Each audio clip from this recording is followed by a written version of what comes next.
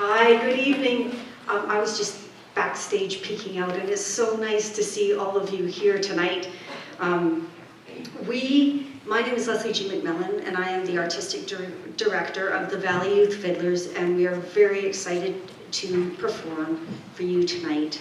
Our stories and music are strongly influenced by the land and relationships we have in the Valley, and we want, right at the beginning, to say we are honored to work, play, and live on the lands of the Giddaman clan of the Wet'suwet'en. I hear my granddaughter talking, which is why I'm laughing.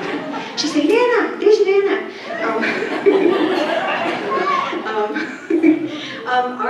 Tonight we're going to perform for you an old-time radio show.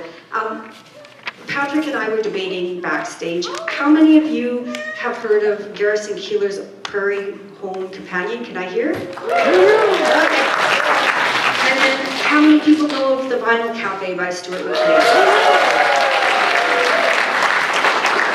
So this is our version, but even better because it's written by Patrick and performed by all the people from our valley. Our story is a follow-up to one that we did just before the pandemic called Aurora Radio, Voice of the North, and it featured, the main character was a man called Bob, and he features in this one again. Bob is a great guy. There are some people in life who don't believe in themselves very strongly. Bob is the opposite to that. So he gets himself in trouble fairly often. In our last show, he had a very spectacularly unsuccessful bid to become mayor. He ended up on YouTube for something that didn't go very well at all. And so his life has continued in that vein. He's given up his political aspirations, but he still harbors dreams of becoming the emperor of a rhubarb empire. So you will find out more about this in our show. Bob is grounded and stays alive mostly because of his wife Carly, who's the voice of reason and practicality in everything. You will hear from her, and he has two daughters, Sarah and Carly, who are brilliant and also much more commercially successful than he ever will be. Our show also has some special guests tonight. We have Moss Possum. We have the Catkins. And we have Mark Perry. And just before I call Patrick out to start our show, I would like to thank our gold sponsors for this evening. Bitter Bob Rhubarb, Sarah's Pet Rocks, the Valley Youth Fiddlers, and International Tractors. They have all contributed significantly to our show this evening. See you all.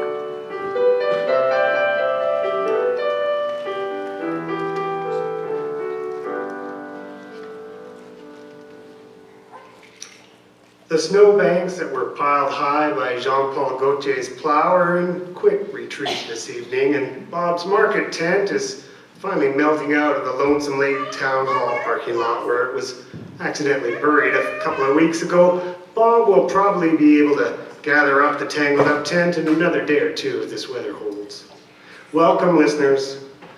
Welcome, listeners from across this fine country. Welcome back to Aurora Radio, Voice of the North. We are coming to you from the Della Herman this evening with a beautiful studio audience in front of us. Whether from across the radio waves or in your seat, thank you all for joining us. It's been a busy spring in Lonesome Lake, and you're going to hear all about it. And of course, you'll also be hearing from our house band, the fabulous Valley Youth Fiddlers. Sharing the stage with the Fiddlers tonight, several other musicians from these wooded hills. Of course, you're going to hear from Moss Possoms, the Catkins, and the Valley's own Mark Perry. Let's get started with a set of tunes arranged by Jaron Freeman-Fox and performed by our very own Valley Youth Fiddlers, filling this community with music for more than 25 years.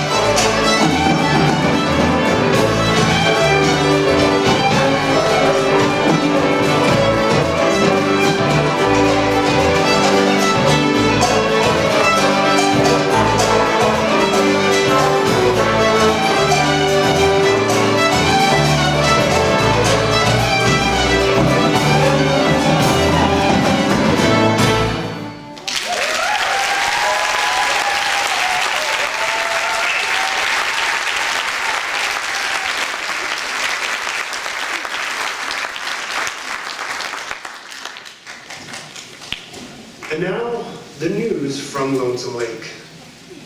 December was warm and wet, the kind of weather that makes your feet feel damp even when they are not, no matter how thick your socks. The kind of weather that will break your snowblower, and then your shovel, and then your back. It was a bit gloomy when it comes right down to it. And then came January. In the mountain villages of Italy, they call the last days of January Giornata della Merla, the days of the blackbird, because at that time of year, so the story goes, the weather turns so bitterly cold that doves seek the shelter, the warmth in the shelter of chimneys, and covered in soot, they emerge blackened. And so it was in Lonesome Lake. The coldest days of winter struck sharp and hard, the air filled with suspended crystals of ice. The only wildlife that stayed around were the ravens, the northern blackbird, whose glocks could be heard clear across the frozen lake.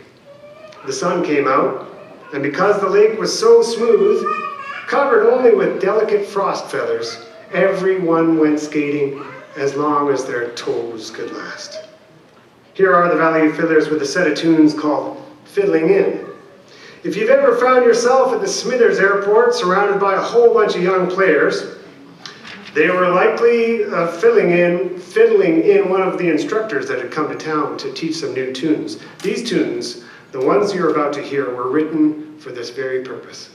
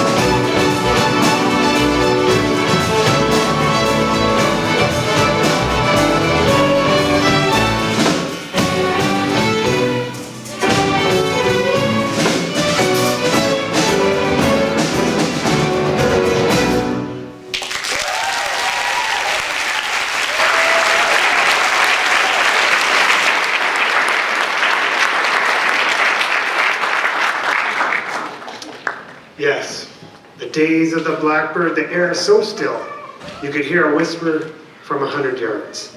And then February.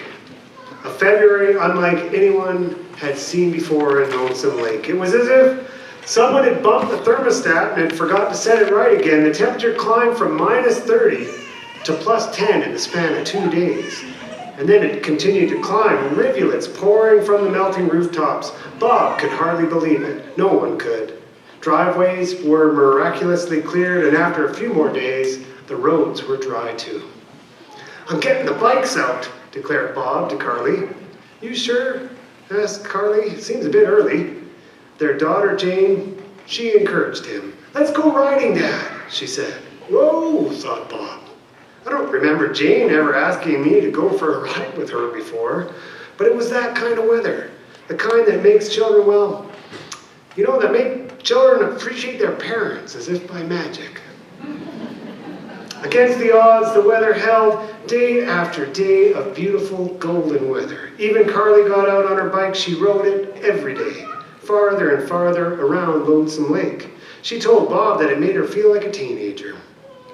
One morning she rode all the way around Lonesome Lake, a distance of 28 kilometers, and Bob had a moment of terror, imagining for a moment that she had simply decided to bicycle away. Quite suddenly, the back pastures of Bitter Bob's rhubarb ranch were snow-free. "Can you believe this?" asked Bob.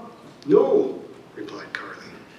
"I'm going out to rake the leaves off the rhubarb," Bob said. He strode outside in a t-shirt and a baseball hat with his rake in his hand. You see, Bob was especially excited about the rhubarb harvest this year because all winter he'd been working on his latest idea to sell rhubarb. "It's all about value added," he explained to Carly. Bitter Bob Buzz. This was Bob's inspiration. Bob had concocted a carbonated rhubarb energy drink, in his imagination, a direct competitor with Red Bull. It was handcrafted with his own unique recipe and his carefully tended rhubarb. "With twice the caffeine and 3 times the sugar," Bob explained. "This is going to be a huge success, especially among the youth. They're going to love it." Now, it's time to hear from one of this evening's sponsors, Bitter Bob Buzz, made by Bitter Bob himself and only sold locally by Bob.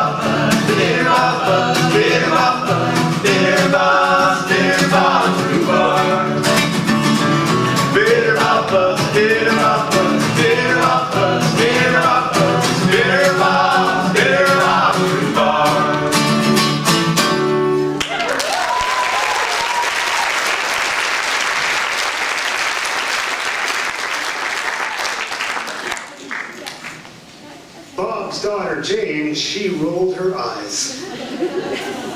"Rhubarb energy drink? Are you kidding?" "Ha! A doubter! How many potential fortunes have been squashed by doubters? I'm finally going to make my mark with this. You just watch me," said Bob. Now, fine listeners, you may recall those same 3 words, "just watch me," having been spoken by Bob on several occasions. I believe Bob might have said those very words when he set out to burn the wasp nest with his blowtorch a few summers ago and became an internet sensation. Let's just say that relatively few of Bob's just watch me moments have really been worth watching. As Bob headed out the door, Jane asked, "Don't you usually wait till the sandhill cranes come through before raking the leaves from the rhubarb?" You see, Jane was a cautious child. A child who appreciated certainty if it was to be had. "Can I help it if the cranes are sleeping in like teenagers? How are they supposed to know how great the weather is up here?" he replied. And off he went to tend to his rhubarb. The first tender shoots just now emerging from the ground. The rhubarb knows it's spring, thought Bob, and rhubarb is never wrong. It's time now to hear from one of our very special guests, a musician who has captured in song the ways of life in this northern town more than anyone I know. Please give a warm welcome to Mr. Mark Perry.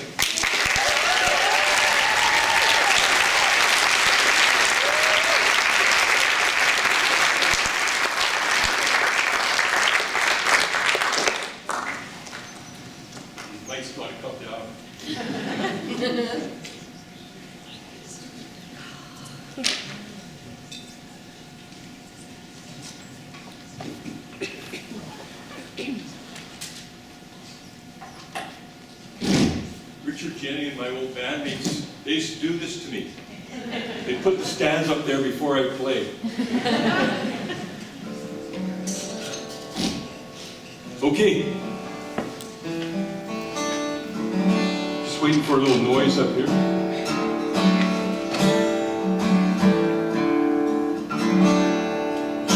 How we doing out there? Good. Can you hear everything? These sound tech things. So, this is a song called Springtime, and seems, I went out the other day and I started up my lawnmower first pull. I mean, you know, that's a pretty extraordinary thing, right? It's got to be 20 years old, and I just pulled it and it fired right up. These are, you know, awesome things in spring.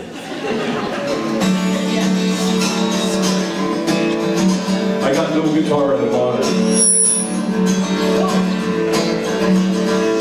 Now the days are growing longer, and I just can't. Oh my goodness! Yeah, there. Sorry about that. I just yeah.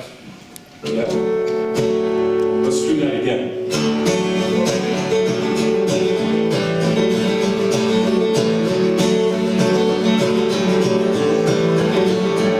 Now you can hear the water running down this muddy road, and the earth is warming up, and it's about to explode in a new light. My neighbor's dragging out his lawnmower, just can't wait to pull that cord. His spirit is contagious and it cannot be ignored. Hey, you know it's springtime, and I feel light on my feet. Yeah, it's springtime, and I have yet to taste defeat. Well, I'm all wound up, and I'm ready to let go into springtime.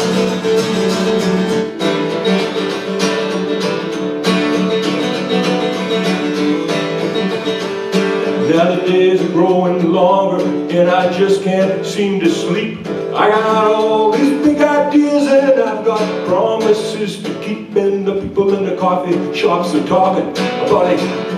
Big blood in my aunt Hilda, she always warned me she could feel it coming in her blood, and I'm catching myself running. Who am I trying to impress? And by the way, did I tell you just how great you looked in your dressing? You know it's springtime, I feel light on my feet. Yeah, it's springtime, I have yet to taste defeat. Well, I'm all wound up, and I'm ready to let go into springtime. Now there's new grass springing up, and there's people coming out of nowhere. They've been hiding away all winter. Now they're ready to let go into springtime. And I feel light on my feet. Yeah, it's springtime, and I have yet to taste defeat. Well, I'm all wound up, and I'm ready. I'm all wound up, and I'm ready to let go into springtime.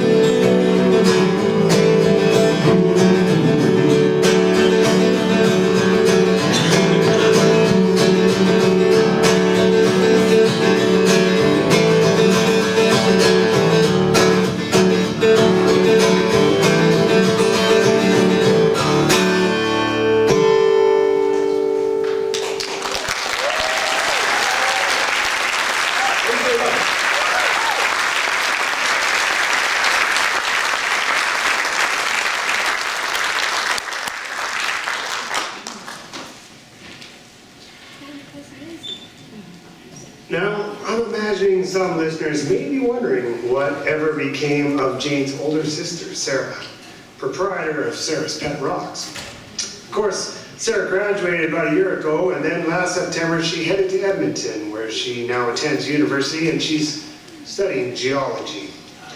Turns out her fascination with rocks, well, it went far beyond simply painting them.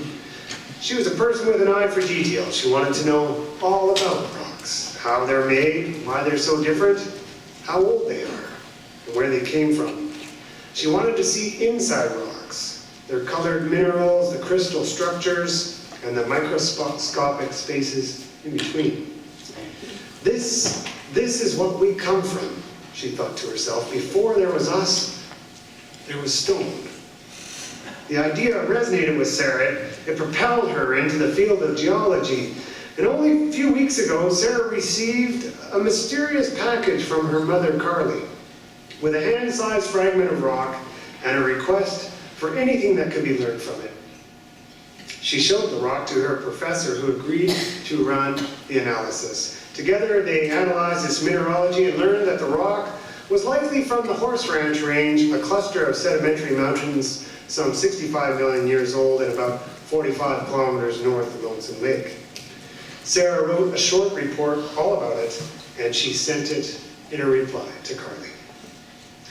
Bob had complained for years about the huge boulder in the middle of the rhubarb patch. Early one morning, Carly had gone out to the pasture just as the sun was rising, and she photographed that huge boulder all morning long and did not stop until she had the perfect picture. The low-angle sun sending a halo of light around the majestic stone. And then she wrote a stirring description using the information provided by Sarah, how far the rock had traveled and what it was made of, and she posted the enormous rock for sale on Edmonton's garage sale. Carly had not anticipated a bidding war.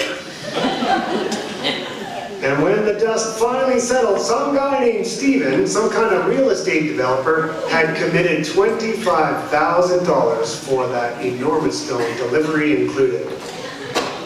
Bob, Carly gently called, I've got a favor to ask of you. Now a word from one of our generous sponsors, Sarah's Pet Rocks, your first choice in reliable pets, both igneous and intrusive. Now featuring all sizes, from very small to very large. Please visit sarahspetrocks.com for details. A 1, a 2, a 1, 2, 3.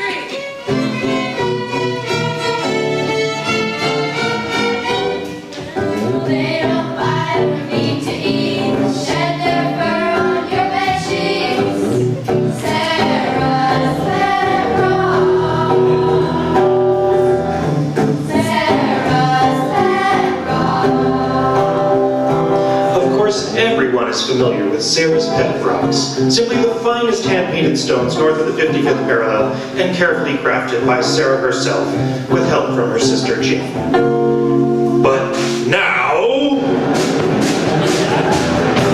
Sarah has moved on to bigger and better things, and when I see bigger, I mean really big. The rocks she's painting now are absolutely huge, the size of a cat, no bigger, a small cow, even bigger. These rocks are the size of cars and trucks and small moving vans. Visit sarahspetrocks.com to find out more.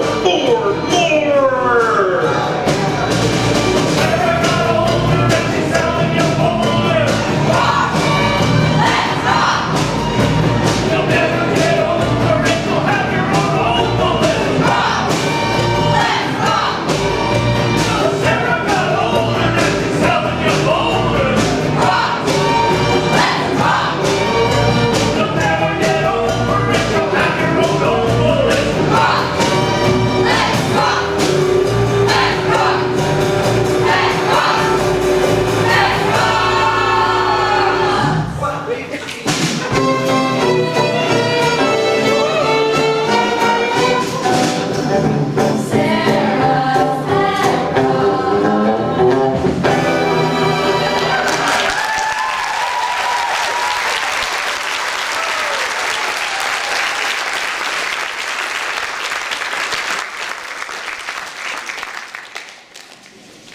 Now, as you might have expected, Carly had asked Bob to deliver that massive stone from the middle of the pasture to the home of the developer in Edmonton, a trip that would be about 12 hours each way. You can visit Sarah, Carly added, and you can take Jane for company. I'm too busy, Bob said. Farmer's market this weekend and I'm gonna be selling my first big batch of Bitter Bob Buzz. He gave a knowing wink. Indeed, with all the warm weather, Bob had convinced town council to return the Saturday morning farmer's market to its outdoor location in the Lonesome Lake Town Hall parking lot. In the third week of March, an event that in most years would not happen until early May. Carly sighed. How many of Bob's impractical schemes had she weathered? She'd lost count. Without her job as a science teacher at the high school and the income from Sarah's pet rocks, well, they would have gone under years ago. With the weekend fast approaching, Bob patched up his old market tent with a blue tarp and he carefully prepared a double batch of Bitter Bob Buzz. 48 bottles, each one carefully labeled with a design he himself had created. And the night before the market, a fine evening with a bright moon, he drove down to the town hall and set up his tent prominently in the very middle of the parking lot. No one coming or going from the Saturday market could escape going right past him.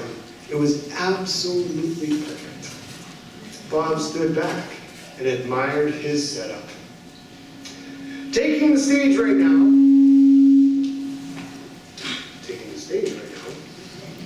is one of our special guests this evening. They are a remarkable ensemble of young musicians called the Possoms.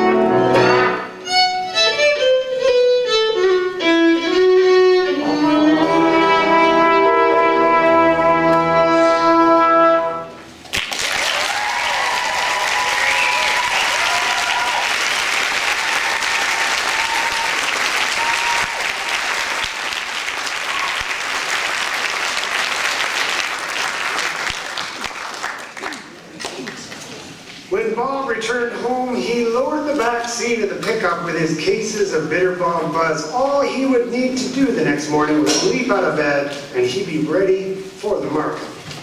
Jane, meanwhile, was squirreled away in her room doing who knows what. Bob gave Carly a hug. "I'm hitting the hay early tonight. Gotta get a jump on the date tomorrow," he exclaimed. Carly checked in on Jane. She quietly opened the door to Jane's bedroom and was met by an incredible spectacle. Sea creatures filled every corner. They were made from all sorts of things, from felt, from clay, from stones. It was an aquarium, an undersea garden. "What's this all about?" asked her mother. "You'll see," smiled Jane, who only briefly looked up from her crafting. Turns out that the family trip to the Vancouver Aquarium the previous summer had touched something inside young Jane that awakened a latent thirst for information about ocean life. The BBC documentary series The Blue Planet became Jane's first choice when Mom asked what they should watch on a Sunday night. She subscribed to marine biology channels on YouTube and read newsletters from marine institutes.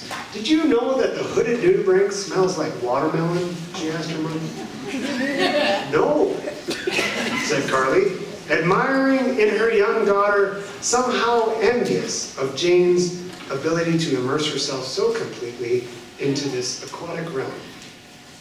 "She comes by this honestly," thought Carly, recognizing in her daughter her own sense of wonder that led her on the path toward becoming a science teacher. We're going to bring back the Fiddlers on stage with another tune right now before returning to the Lonesome Lake Farmers Market. Here are the Valley Youth Fiddlers with a traditional tune, Liza Jane.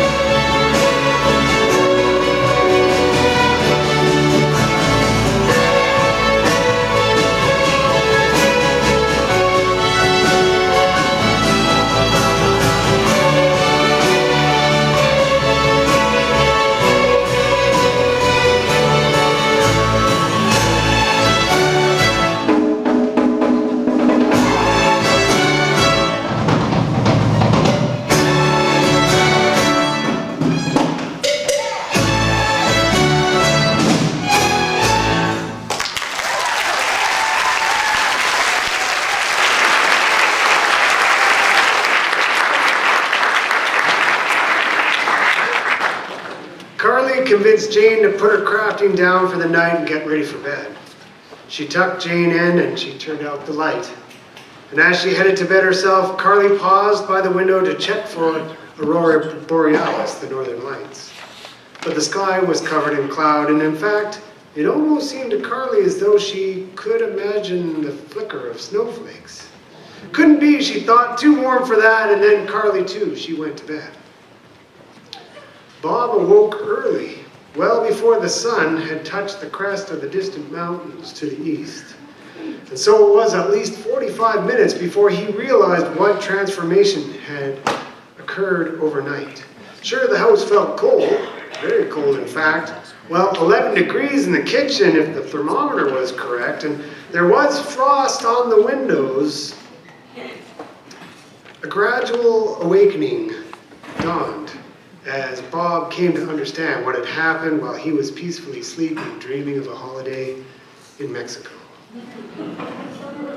Winter had returned. It had returned like a frozen hammer. The yard, the pasture, the fence, the truck, they were all buried in a thick blanket of perfectly white snow.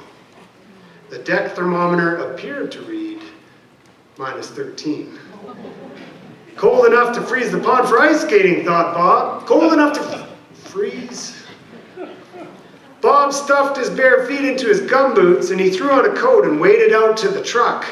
He brushed the snow from the door and he yanked it open. Bob's double batch of carefully labeled Bitter Bob Buzz had frozen in the bitter cold, and the bottles had shattered. Molten pink popsicles oozed out of the broken glass all across the bench seat of his pickup and onto the floor. It was a disaster. His entire stock of Bitter Bob Buzz ruined, all but 4 bottles. Bob sighed, a deep and heavy sigh. He leaned his head on his arm and he closed his eyes. His vision of a sunny morning surrounded by friends and neighbors, all enjoying a refreshing bottle of his delicious and energizing beverage, smiling at one another as the caffeinated elixir coursed through their veins. Well, his vision was buried in about 18 inches of fluffy white snow. And then Bob remembered his tent. What had become of his tent with all this snow, he wondered. Bob quickly brushed the snow from the windshield and the hood of his truck, and he let the cab warm up and the windshield defrost, and then he plowed his way down the driveway onto the Lonesome Lake Road toward Town Hall. A wave of snow rising up over the bumper and onto the front of the truck. His, the only tracks on the road. And when he got to the Lonesome Lake Town Hall, Jean-Paul Gaultier was just finishing plowing the parking lot with his grader. He had done a meticulous job, near perfect surface with the even caterpillar marks of the grader's big tires and a tidy border of snow ringing the clearing. But Bob could not see his tent. Should have been right there in the middle, but it wasn't. Bob waved Jean-Paul over. "Hey, where's my tent?" he asked. "Tent?" Jean-Paul replied. "No tent here." "No, I can see that, but there was a tent here. I set it up last night, right here in the middle. My old market tent." Said Jean-Paul. And he raised his hand to his chin. "It was pretty dark when I got started this morning, Bob. But I don't remember seeing a tent. I would have seen it. Maybe we should take a look around." Sure enough, there on the back side of Jean-Paul's meticulous snowbank, they could see a few familiar-looking struts and the corner of a blue tarp. "Well, there's your tent," said Jean-Paul. "Looks like it," agreed Bob. By this time, some of the other market vendors had arrived and they were busy getting set up. "Nice work with the plow, JP," said Joyce, who was setting out her homemade soap. Jean-Paul looked down at his boots. Carly arrived and was helping Jane with her table of crafted sea creatures. She caught Bob's eye and she could see that something was up. "What's wrong, Bob? Where's the tent? Where's the buzz?" "I don't want to talk about it right now," Bob replied. He began to help Jane set up her stall. On that note, I think it would be a good idea to hear from our house band once again. Please welcome back the Valley Youth Fiddlers with a set of Scandinavian tunes. Wait a minute. Okay, well, we're gonna go to a different part of the story.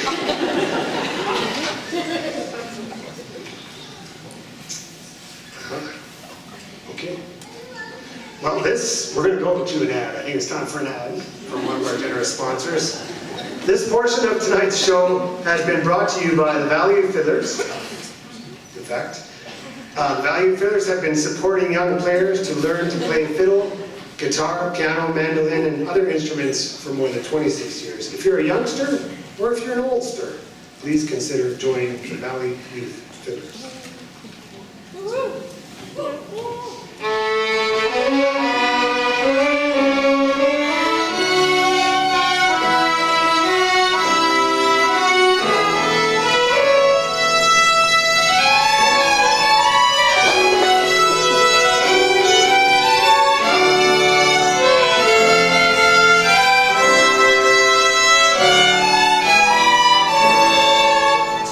Tradition and community, happiness and strife.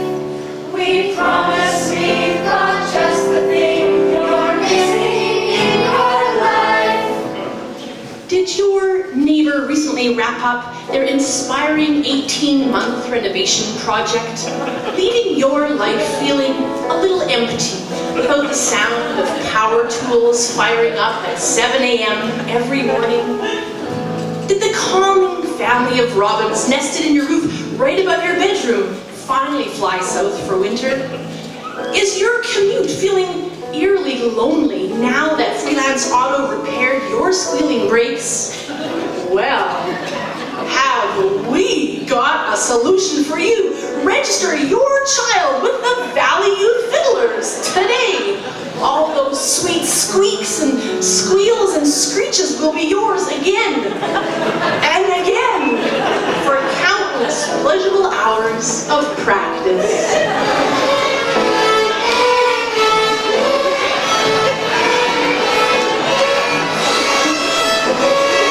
And remember, the Valley Youth Fiddlers, it isn't just for fiddlers.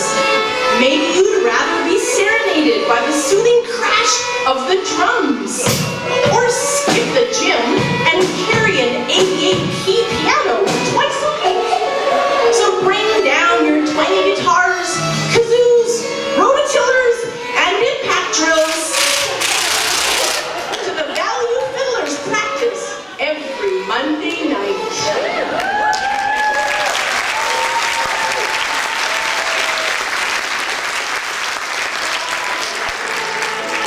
Community and melodies and stats, and best of all, you get to sound like 20 feral cats.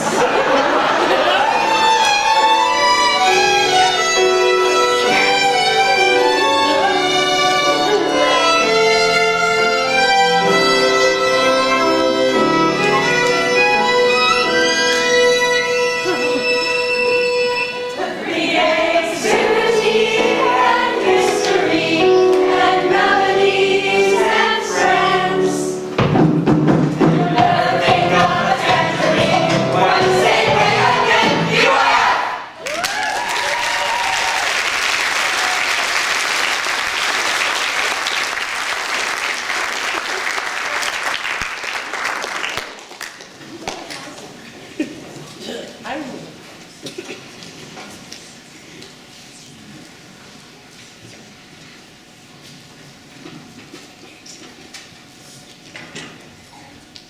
All right, we're gonna load the stage right away here with the Valley Youth Fiddlers, and they're gonna bring to us a set of Scandinavian tunes for you.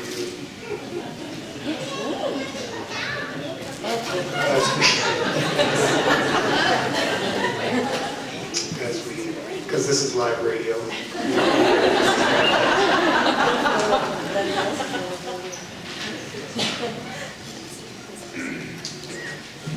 And as we approach, we're going to be approaching the intermission for a short break, so I hope you're very thirsty, because you can maybe imagine what we might have in store for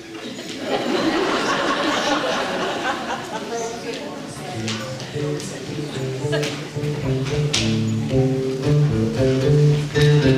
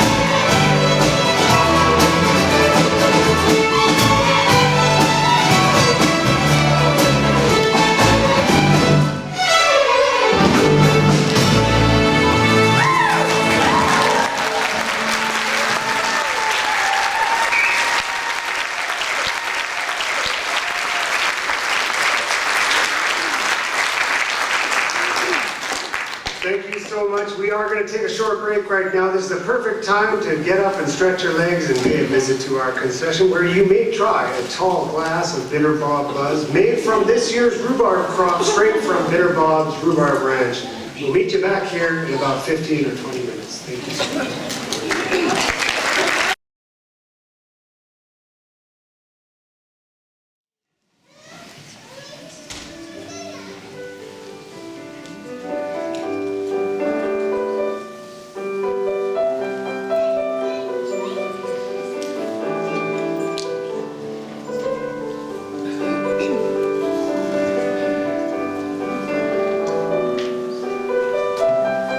Well, the sun did come out that day, and quite a few people made their way down to the farmers market, mostly just to see one another and talk about the unpredictable weather. Many people stopped by Jane's stall and surprised themselves by wandering home with a sea creature, beautifully wrapped in tissue paper. Jane cleared $200. Back at home, Carly finally convinced Bob to transport that massive fieldstone to Edmonton. John Paul said he'd come by with an excavator to move the stone onto his flatbed trailer and Bob could borrow. No charge, Bob, said John Paul. It's the least I can do for plowing up your tent. 2 days later, JP showed up with his heavy equipment and his trailer, and Bob had shoveled a path to the rock and cleared all the snow away. Now, it was known among everyone in Lonesome Lake that John Paul was a bit of a genius when it came to heavy equipment. Sure, people had helped him get the grader out of the ditch on occasion, but if there was ever a thing such as excavator ballet, well, JP would have been the principal ballerina. So delicate and precise was he with a blade or a hoe. As such, loading the massive stone onto the flatbed trailer was just the kind of thing JP did best. So graceful was the movement of the stone to the trailer that Bob simply stood there watching in wonder. We've got the fiddlers lined up for you now with a tune called Over the Cliff.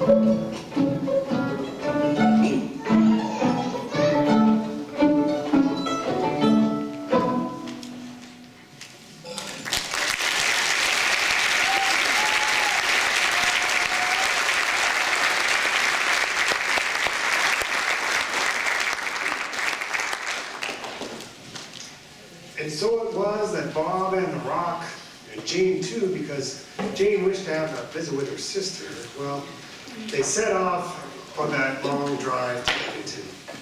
"This will be great," said Jane. "I will finally get a chance to share Taylor Swift's entire recording career with you, Dad. You are going to love it.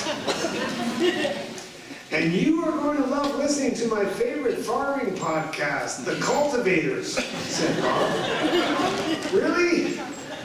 asked Jane. They threw their bags in the back seat of the truck on the blanket that Bob had used to cover up the mess left behind by the bitter Bob Buzz. As they gave Carly a hug goodbye, she passed Bob a small cooler. "A few beverages for the road," she said. Off they went, father and daughter, down that endless stretch of highway heading south and east. "Hold tight," said Jane. "I'm about to turn you into a Swiftie." And she turned up the stereo. This is how water erodes stone, thought Bob. The roads were in fine shape and they were making good progress. They stopped for grocery store sushi for dinner as the sun touched the mountains behind them and turned the sky pink and orange, and both Bob and Jane were together. He gently woke. "That sushi kind of made me thirsty," said Bob. "Why don't you see what your mom packed for us?" Jane reached behind her seat and opened the cooler. "Oh, go figure," she said with a smirk, and inside the cooler were the 4 undamaged bottles of bitter Bob Buzz. Bob chuckled. Well, that's just about perfect." "Want one?" asked Jane. "Of course I do," replied Bob. Jane handed her dad a bottle and Bob took a long sip. The perfect mix of sweet and sour, he thought to himself, just like life itself. Bob could feel the caffeine flowing from his stomach and into his blood. He sat up a little taller in his seat. "All right," he said, "crank that Taylor, and let's get to Edmonton." Jane laughed, and she turned up the music. Here to play for you now is a smaller ensemble of the Valley Youth Fiddlers. They've adapted a piece of contemporary music that may be familiar to some in the audience. Tonight, they're going to be giving it a regional sound. Please welcome the Catkins with Willow.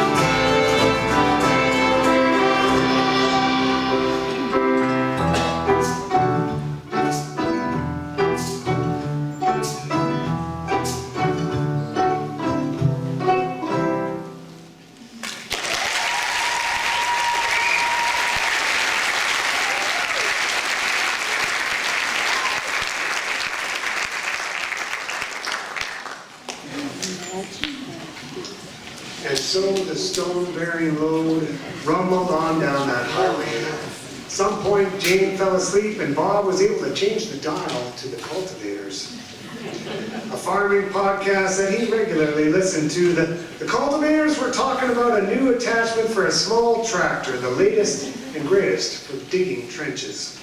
Somewhere near Hinton, they hit road construction and had a long wait. Bob was feeling a little dozy, so he drank a second bottle of Bitter Bob Buzz, and he was instantly revived. Bob drank a third bottle as they entered the confusion of Edmonton. "Gotta stay sharp," he said to himself. It was nearly 2 in the morning, and the streets were quiet. But Bob was not used to city driving in the long and heavy load. Well, it made him feel a little jumpy. He woke Jane and got her to use her phone to find the way to the place where the big stone was to be delivered. They wound their way through the suburbs and watched as the houses grew larger and larger. Finally, they came to an enormous stone house with a U-shaped driveway. It was nearly 2:30 in the morning. Bob turned off the truck. "Let's just sleep here," he said. But Jane was already asleep. Bob sent Carly a text to let her know that they had made it. And then he shoved the bags aside and tried to make himself comfortable in the back of the pickup. But Bob couldn't sleep. He stared at the coffee stains on the ceiling of the cab. How did those stains get there, he wondered. His mind whirled around like a top, like a ride at a traveling amusement park. Rocks, tractor attachments, Taylor Swift, they all tangled in his buzzing brain. Speaking of tractors, it's now time to hear from one of this evening's sponsors, Humor Agricultural Wholesale. With humor, it's always tractor time.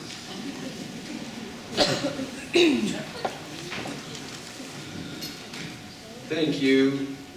The dog sleeps outside all winter. He'll get sick if he comes in the warm house, but I've got to sleep inside. He's descended from Arctic wolves, whereas humans emerged in Africa, after all. My wife goes to bed very early, and I try not to disturb her when it's my turn to turn in. She's got to be up before dawn to watch cricket for the sports blog she writes for. Yeah, winter's got me feeling like a lone wolf sometimes. Without a warm canine or human body to snuggle up next to, I start thinking some pretty strange thoughts. It's the darkest time of the year. That's when I know it's tractor time. Whether I'm using the thing to plow the endless driveway, skin logs for the Blaze King, or pull the Subaru out of a ditch, the heat of that engine and its roar like a beating heart all around me put me right back in my right mind.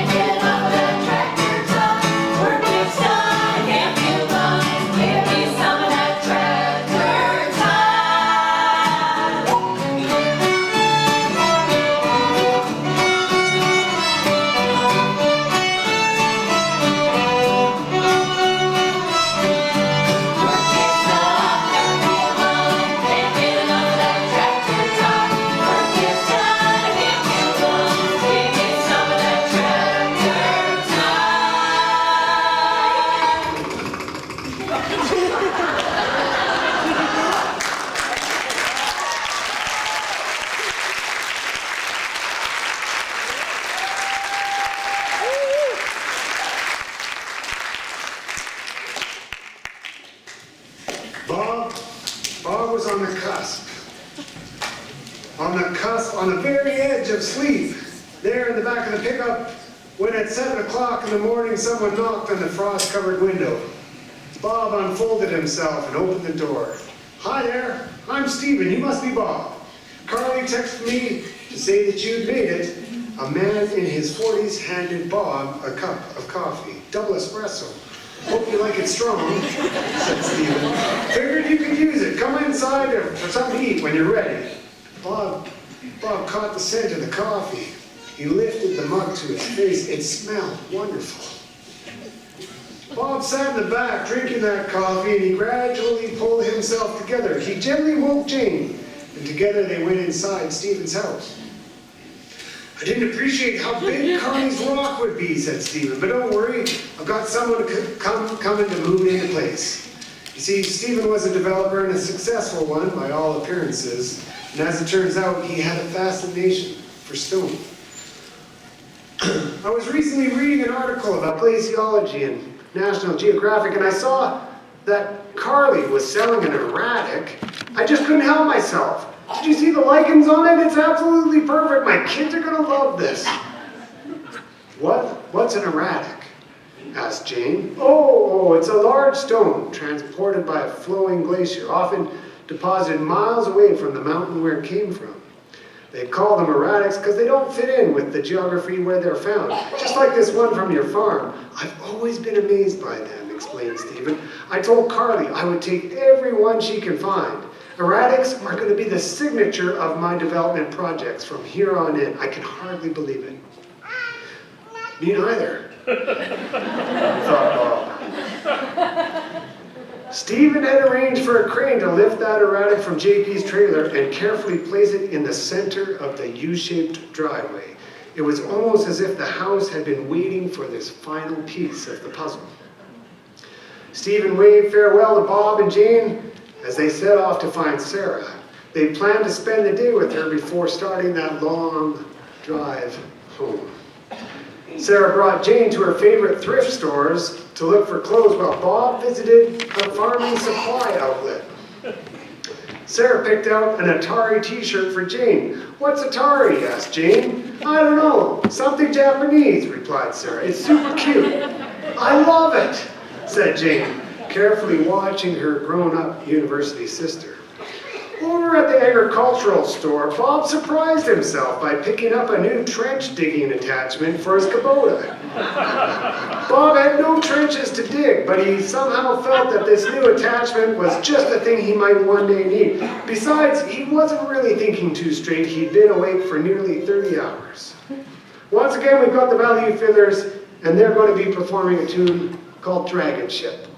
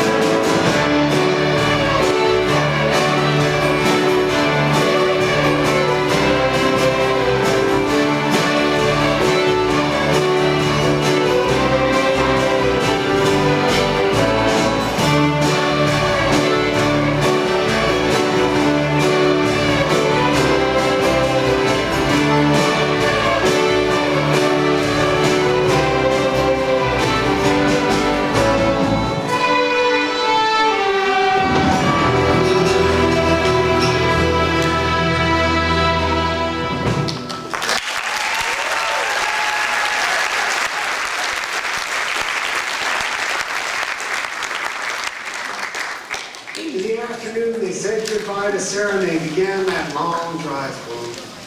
Jane was especially chatty. "Sarah bought me a Frappuccino," she said. "I think I like coffee." "Oh," said Bob, which was just about the limit of his ability to speak.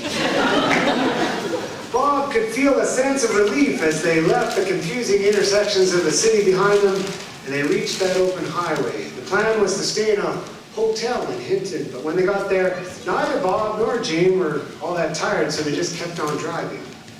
Ready to play for you now, the Valley Youth Fiddlers, with a tune called Bortglomdingen.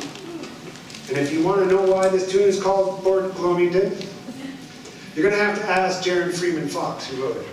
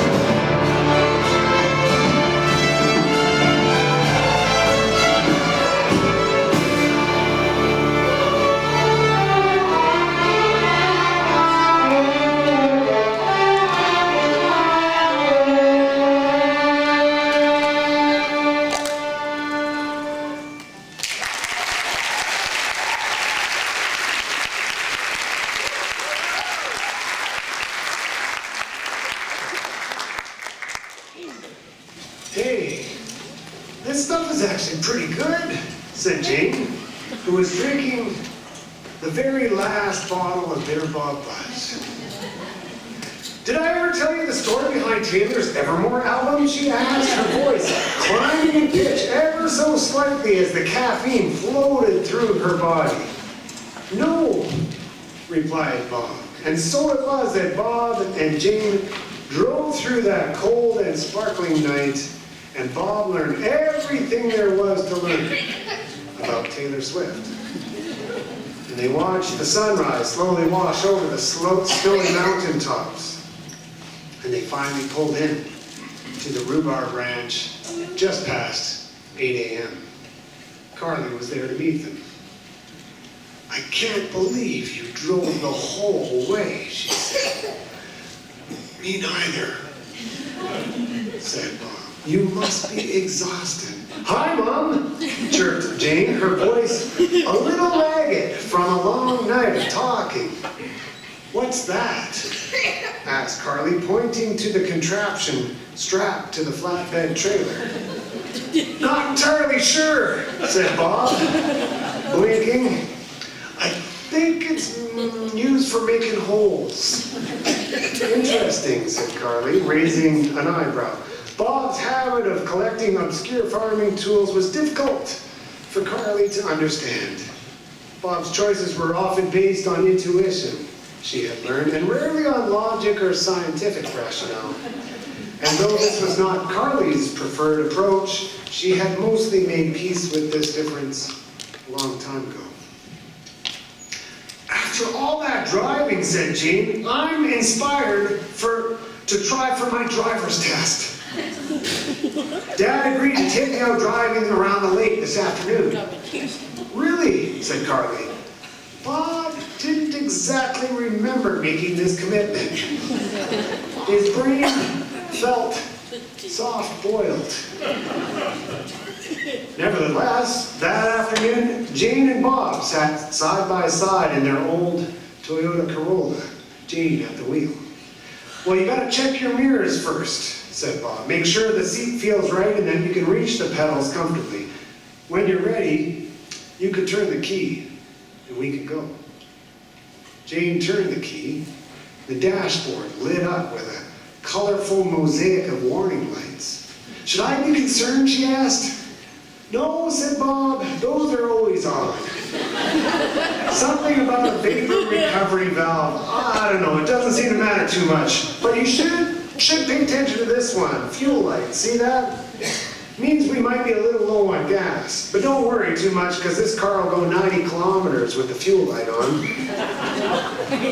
Jane eased the car down the driveway. We're going to invite Mark Perry back on stage once again to share with us what it means to drive the back roads of this valley on a long summer's night. Mark Perry.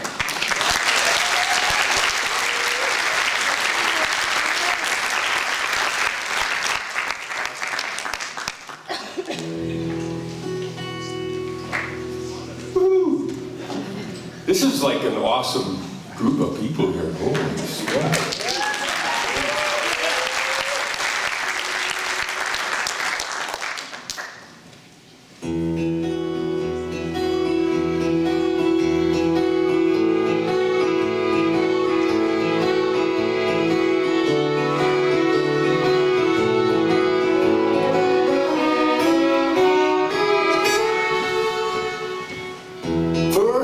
I saw summer under northern skies. I stayed up all night and the morning caught me by surprise. Since we drove forever and Terry's old wildcat, never stopped to think about where we were at.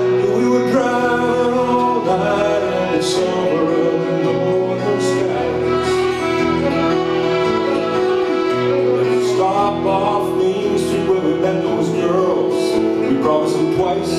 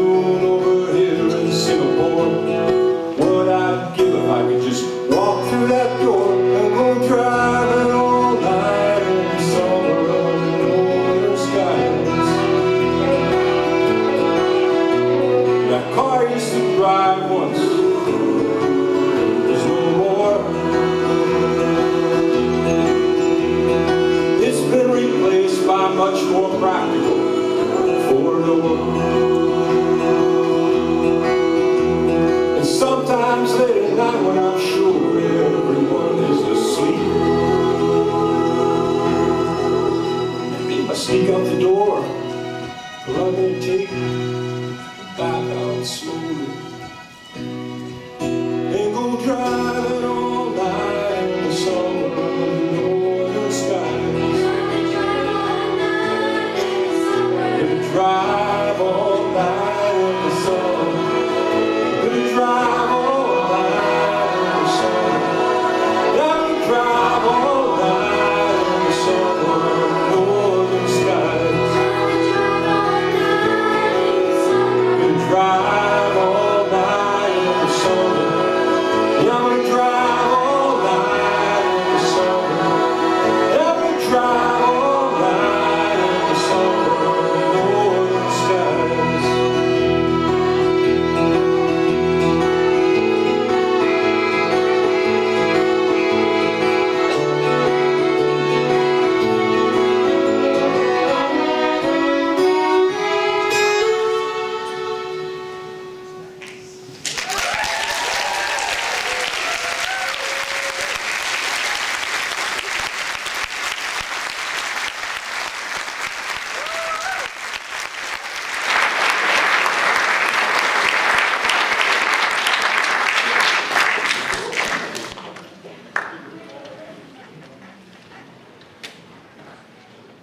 The Lonesome Lake Road is a roughly 28-kilometer loop of the lake.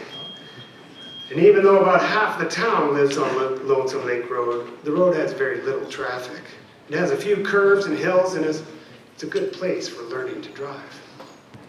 Jane stopped the car at the end of the driveway and she looked in both directions. She activated the turning signal and then looked back over her shoulder to see if anyone was behind her, but Carly was in the house on the phone making deals to buy the biggest rocks she could in the neighborhood. Jane gently turned the car right onto the Lonesome Lake Road. Bob's right leg straightened in the passenger seat, his foot pushing hard on the non-existent brake pedal as the car swung wide across both lanes and headed toward the far ditch. Jane turned the wheel as fast as she could and the car came swinging around back toward the right ditch. "Whew, that's a close one," said Jane as she started clockwise around the lake. Now, Jane was a cautious driver. At each rise in the road where her vision was obscured, she'd slow the car down to 15 kilometers an hour. At the straight sections, she'd let it drift up to 30, and once nearly to 35. Bob squirmed in the passenger seat, his teeth working on a piece of gum that he did not have. He smiled weakly at Joyce Peterson, who was out walking her dog. They crawled around the lake, and as they passed the town hall, Bob could see the mangled remnants of his market tent emerging from the snowbank. His head grew heavy.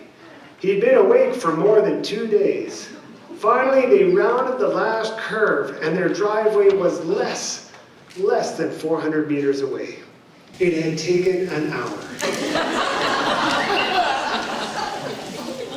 "Can we go around again?" asked Jane. "I'm really getting the hang of this." "Oh, sure," mumbled Bob, his chin nearly touching his chest, his gaze lingering at the driveway as they slowly glided past. Here are the Valley Youth Fiddlers with an incredible tune called The Rose. It was written and arranged by Jaron Freeman-Fox, who also wrote that Bortglomdingen. Jaron's a Toronto-based musician who grew up on the banks of the Scandi River not so very far from where we are gathered here this evening. The Rose.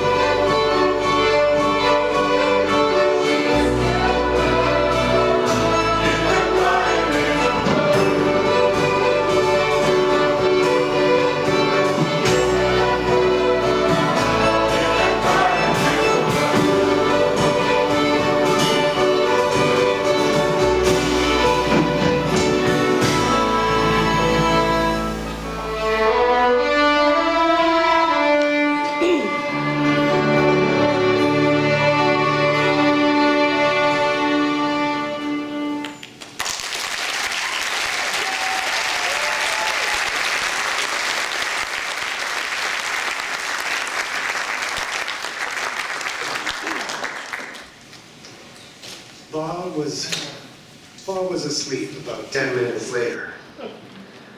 Shortly after that, the motor mysteriously quit. The car rolled to a stop in the middle of the road. Jane tried the key and the car coughed and wheezed, but would not start. She tried to wake her dad, but he was completely knocked out. He could use the rest, thought Jane. He needs it. Jane got out of the car, left the keys on the front seat, and she turned toward home. It was a brilliant April day, with a warm sun shining down. Not a bad afternoon for a walk. And as she headed home, Jane took off her coat and she tied it around her waist. She too was tired. Wearing her new Atari t-shirt, Jane paused and let the sun's warmth pour over her bare arms. She closed her eyes. She turned her face toward the radiant light. It felt wonderful. And that's when she heard them. The unmistakable trill high above her, somewhere way up there in the bright blue. The unmistakable call of the sandhill cranes. It's spring, thought Jane. It's really spring. Thank you. You've been a wonderful audience this evening. This is Aurora Radio, Voice of the North. We're going to sign off here with the Valley Youth Fiddlers and a tune called Driftwood Canyon Waltz.